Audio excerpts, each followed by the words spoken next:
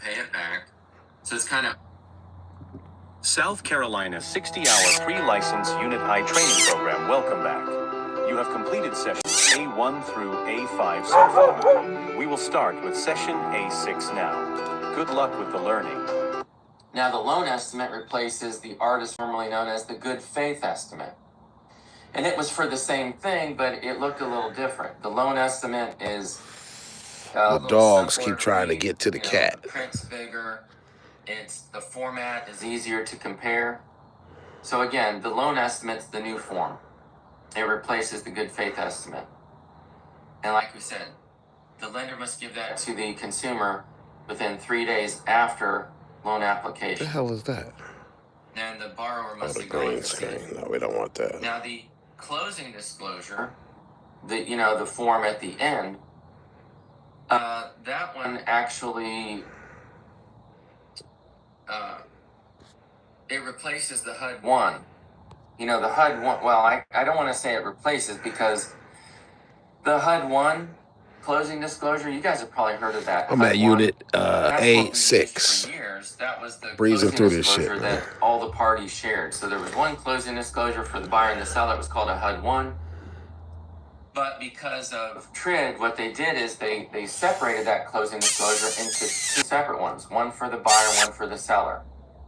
So with TRID, they introduced Simba, instead of just one document, the HUD-1 for both parties. Come here, Simba. The buyer has their own closing disclosure. That's called the borrower closing disclosure.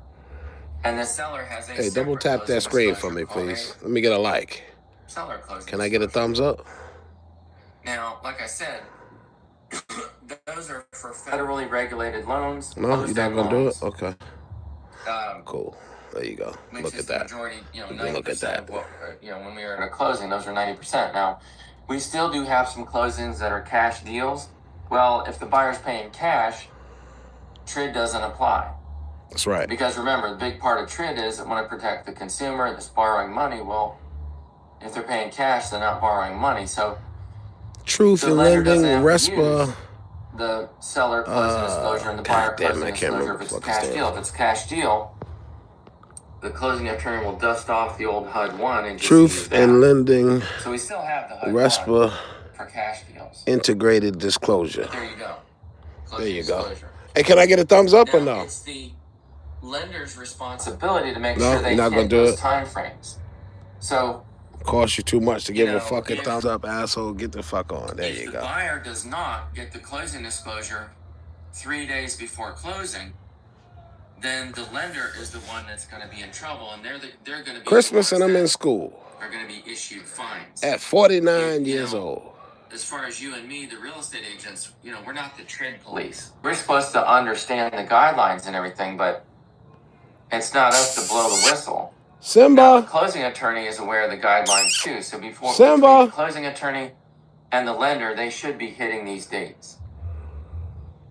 Okay, and like I said a few seconds ago, TRID applies to all closed-end consumer mortgage loans. Closed-end consumer now, mortgage loans. When we say closed ends, that means like you get a loan, like a 30-year mortgage.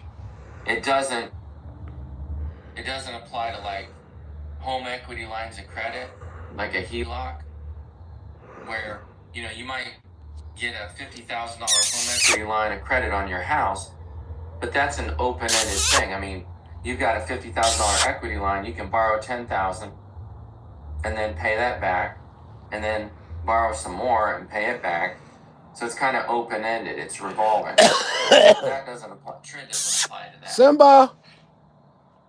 Simba. TRID does not apply to home mortgages, reverse mortgages. The elderly people, when they don't have any cash, let me go find my cat. Food and all that, they really need money. So do you see those commercials where they have the washing? Church. A reverse mortgage, if you need cash.